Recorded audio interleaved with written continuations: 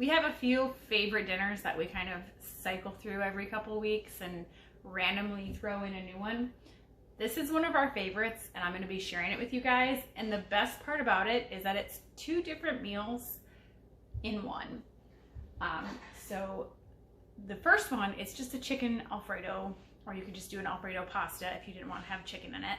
And then you can take it up a notch by making it a creamy pesto pasta by putting in some basil pesto that you've had from the garden. So that's what I'm going to do because I've got just a little bit left, not quite as much as I should be putting in, but just a little bit. So I'm just going to finish that off so it's done for the year and out of the freezer. The first step of this, if you want to have chicken in anyways, is grilling your chicken. Now, it's -degrees outside. I'm not touching the grill. So I have this awesome grill pan, and this is what I use in the oven when I don't want to grill outside. It works perfectly, that nice grill finish, and who doesn't love grilled food? So I usually cook 1 to 2 chicken breasts per person that's eating dinner. Oh, my son is climbing on furniture. He's always up to something when I'm doing a video, every one. But 1 to 2 chicken breasts per person. Season them how you like your grilled chicken.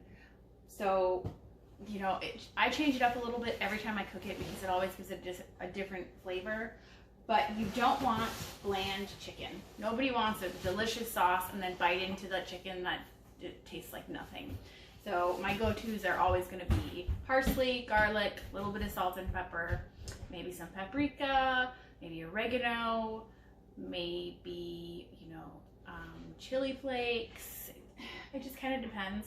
I do have the actual step-by-step recipe listed for this, which it's on my blog, and it's easy. All the ingredients, the main ones that I use to season the chicken and everything for the sauce. So if you're just looking for the recipe, click on the link to the blog and you'll get 2 recipes out of 1. But now I'm going to go ahead and make the sauce. This chicken needs to cool for a little bit before I cut it, and then we'll come back to the chicken at the end. So the first thing we need for the sauce is going to be 3 cups of heavy cream. I know that seems like a lot, but trust me, you don't want to get to the end and be having your meal and then not feel like you had enough sauce. It's always better to make too much sauce, and then you can put it in the freezer and save it for a quick dinner another time. Now, to the cream, you're going to add 4 tablespoons of butter.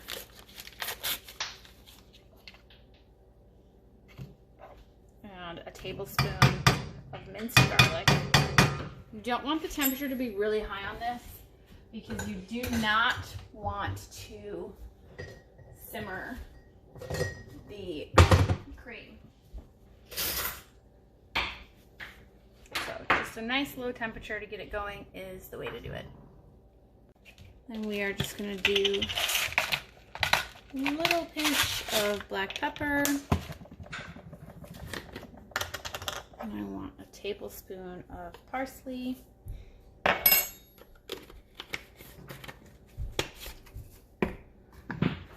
teaspoon of salt.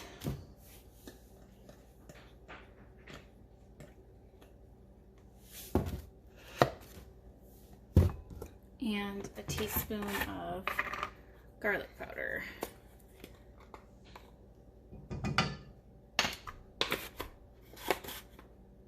Now I'm going to add about 1/4 of a teaspoon of crushed red pepper, like chili peppers, and then secret ingredient is about a tablespoon of bacon grease.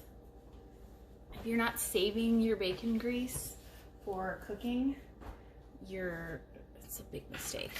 And then this is all of the basil pesto that I have left.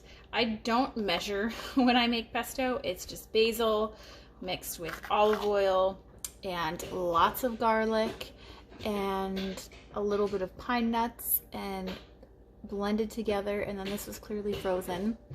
So if you're just doing the Alfredo recipe, skip this part. Do not add in the basil pesto. If you want to do the creamy pesto pasta, then you need basil. At least 1/4 cup maybe more, just kind of depends on how strong you want the basil flavor to be. I'm gonna add that in. And now I just need that pesto to melt and my butter to finish melting. And I'm just gonna kind of let this do its thing for a little bit.